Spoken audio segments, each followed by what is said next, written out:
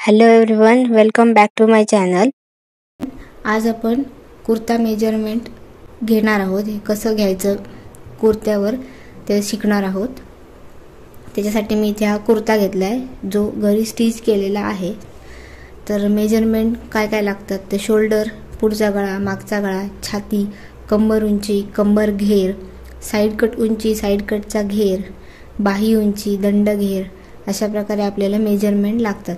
तर ती कशी घ्यायची? सगळ्यात पहिल्यांदा काय करायचं आहे, हा जो कुर्ता आहे तो पलटवून घ्यायचा, म्हणजे आपल्याला परफेक्ट मेजरमेंट मिळणार. तर हे इथे मी पलटवून घेते.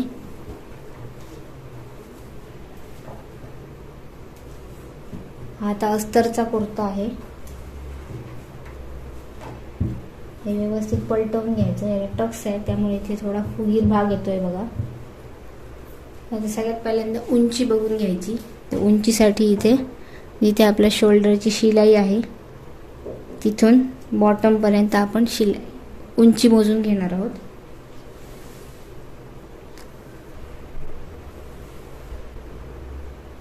हे बघा, इथे 36 इंच आपली ड्रेसची उंची आहे. उंची झाल्यानंतर आता छातीचं माप बघायचं. हे जिथे शिलाई आहे ही पहिली वाली, तिथून ह्या इथपर्यंतच्या शिलाईपर्यंत आपण मेजरमेंट घेणार. हे इथून इथपर्यंत घ्यायचं, जे की 15 इंच आहे, म्हणजे 30 छातीचा हा ड्रेस आहे. तर इथून आता कंबर उंची बघायची. कंबर उंची बघताना शोल्डरकडून, म्हणजे जिथे शोल्डरची शिलाई आहे त्या शिलाईपासून खालीपर्यंत घ्यायचं. हे बघा 11.5 कंबर उंची आहे. आता कंबर घेर बघायचा.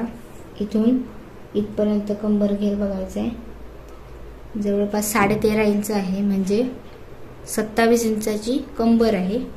तर साईड कटची उंची बघताना वरून इथपर्यंत, हे इथून इथपर्यंत घेतलंय मी.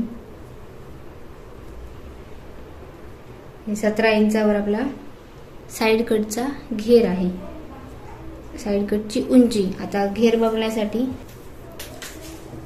साईड कटची उंची बघितल्यानंतर साईड कटचा घेर बघायचा आहे.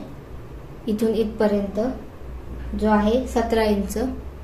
हे 17 इंचचा आपला साईड कटचा घेर आहे. इतकं झाल्याच्या नंतर काय करायचंय, शोल्डर बघायचा. शोल्डरची शिलाई जेवढी आहे तिथपर्यंत बघायचं आहे. शोल्डर आता 12 इंचचा शोल्डर आहे. गळा रुंदी बघायची.